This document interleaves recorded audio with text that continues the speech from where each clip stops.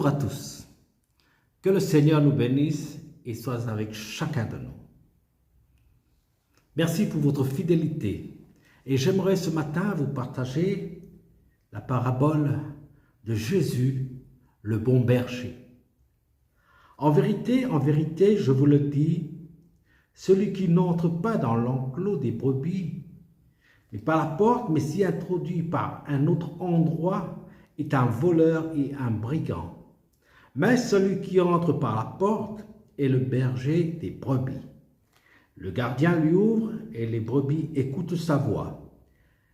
Il l'appelle par leur nom et les brebis qui lui appartiennent et il les conduit dehors. Lorsqu'il les a tous fait sortir, il marche devant elles et les brebis le suivent parce qu'elles connaissent sa voix.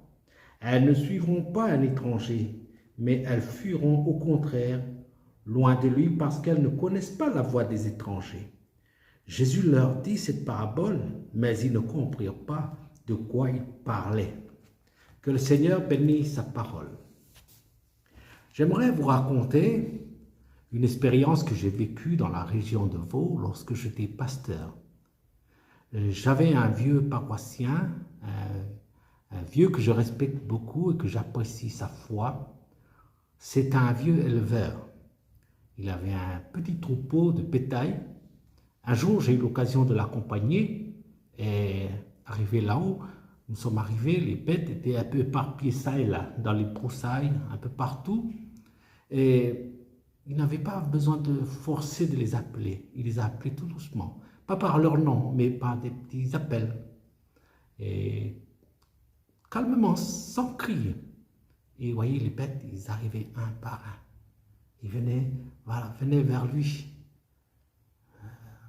J'étais impressionné devant ça. Ils n'avaient pas besoin de crier. Ils reconnaissent la voix de leur maître. Le troupeau reconnaît ici la voix de cette voix familière. Ce n'est pas n'importe quelle voix. C'est la voix de leur berger. De celui qui veille et qui s'occupe de chaque jour. C'est une voix qui les rassure, qui les amène toujours vers la sérénité. Ils ne sont pas excités, ils ne sont pas nerveux, car ils sont avec leur maître. Voilà, c'est une belle expérience que j'ai vécue. Et lors de mes prédications, j'aime partager cette expérience de ce vieux. Ça m'est resté dans le cœur, parce que je voyais qu'il avait une relation très très forte avec ces animaux qu'il aimait bien, qu'il chérissait bien et qui veillaient beaucoup sur eux. Et eux, quand ils ont entendu sa voix, tout de suite, ils accourent. Une par une, les bêtes venaient vers ce vieux. Voilà, c'est l'expérience ici que Jésus aussi veut démontrer aux disciples à travers cette parabole pour nous rappeler que nous connaissons la voix du Seigneur. Il y a beaucoup d'autres voix ici, ça et là. Surtout en ce moment, il y a beaucoup de voix qui nous parlent de vérité, parlent de beaucoup de choses. Mais la voix de l'Éternel, qui peut entendre encore la voix de l'Éternel aujourd'hui? Qui peut entendre sa voix? C'est ceux qui connaissent le Seigneur, parce qu'ils entendent sa voix, et ils reconnaissent sa voix, et ils le suivent. Si chacun de nous, lorsque nous avons reçu Jésus dans notre cœur, dans notre vie, sa voix maintenant fait partie intégrante de notre vie de chrétien. Nous reconnaissons la voix du Seigneur. Voilà. Chaque jour, il nous parle. Alors j'aimerais citer pour terminer ce psaume, le psaume 23. Le psaume du bon berger. Quand je marche dans l'ombre de la vallée de la mort, je ne crains aucun mal, car tu es avec moi.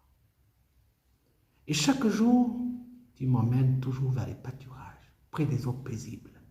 Et je ne manquerai de rien, car tu veilles sur moi. Voilà.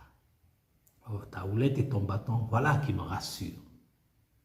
Donc, je voudrais encourager chacun de nous ce matin de dire que continuons à suivre le Seigneur, car il est le bon berger et il nous amène vers ces pâturages célestes qu'est la vie éternelle en Jésus-Christ.